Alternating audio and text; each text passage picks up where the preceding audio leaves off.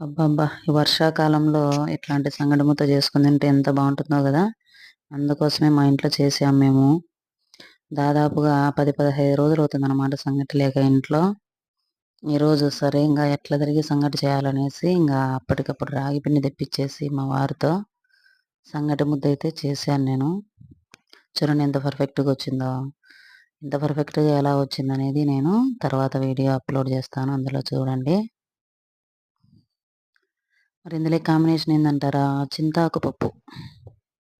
ఈ వానలకు అప్పుడప్పుడు చిగురెత్తిన చింతాకు తీసుకొని వచ్చి చింత చిగురంతా చింతాకు పప్పు చేశానండి మిరపకాయలతో. చింతాకు పప్పు వేసుకొని సంగటి ముద్దలో చింతాకు పప్పు నెయ్యి వేసుకొని అద్దుకొని తింటే అబ్బబ్బబ్బబ్బా! ఆ టేస్ట్ మాటల్లో చెప్పలేము అస్సలు. తప్పకుండా ట్రై చేయండి. లైక్ చేయండి.